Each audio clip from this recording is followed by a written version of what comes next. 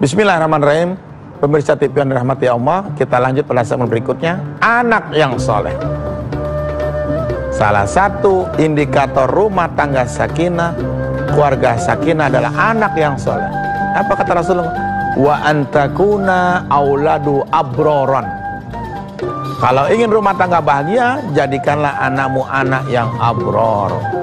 Abror jamak dari albir, anak yang baik, anak yang soleh, soleha. Sebagaimana Nabi Ibrahim berdoa, Rabbi habli minas salihin, surat As-Saffat ayat 99. As-Saffat 99. Ya Allah, anugerahkan kepadaku as-salihin, anak-anak soleh. Betul. Lihat, Ismail soleh, lahirlah Nabi kita Muhammad. Ishak soleh, lahirlah Nabi Isa dan Nabi Musa, Bani Israel.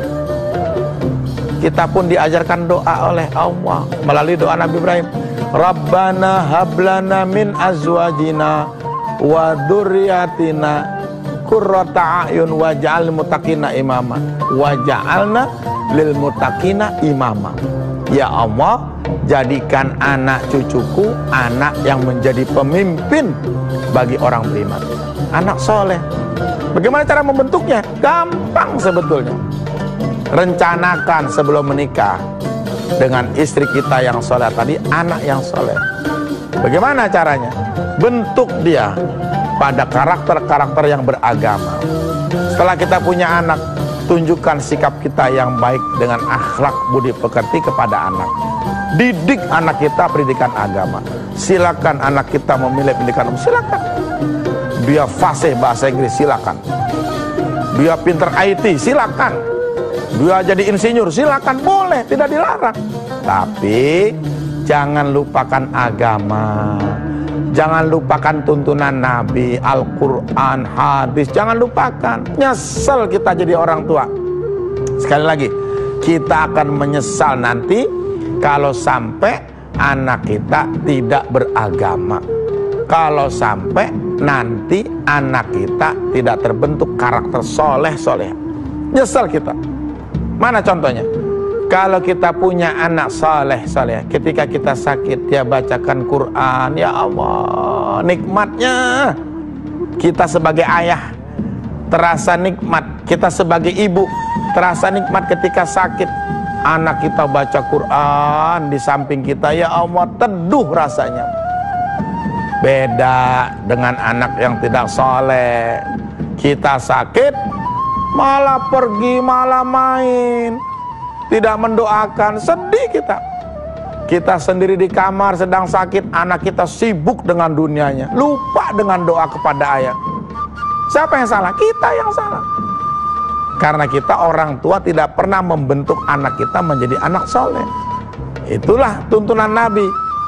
Belum terlambat mendidik anak soleh. Ajari dia tata krama di rumah, ajari dia ucap salam, ajari dia bersedekah, ajari dia sopan santun kepada yang tua, ajari dia berbuat baik dengan pada keluarga. Itu anak soleh cirinya. Maka tidak segan-segan Rasulullah mengajarkan doa untuk dibentuk anak soleh. Yang tadi itu, Rabbi habli minas solihin, ya Allah, anugerahkan kepadaku anak-anak soleh. Pasti diijabah.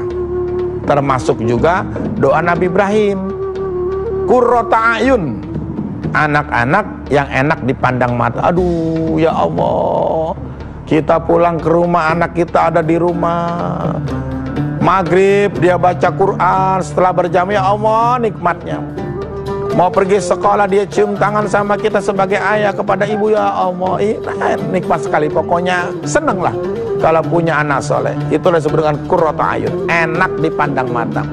Ditambah dengan doa Allah dalam Quran itu, Rabbi ja'alni muqimas shalah. Di Quran ini, ya Allah, jadikanlah aku dan anak-anakku muqimas shalah, orang yang menegakkan sholat. Lihat, sampai Allah mengajarkan doa buat kita di Quran agar supaya anak kita rajin sholat.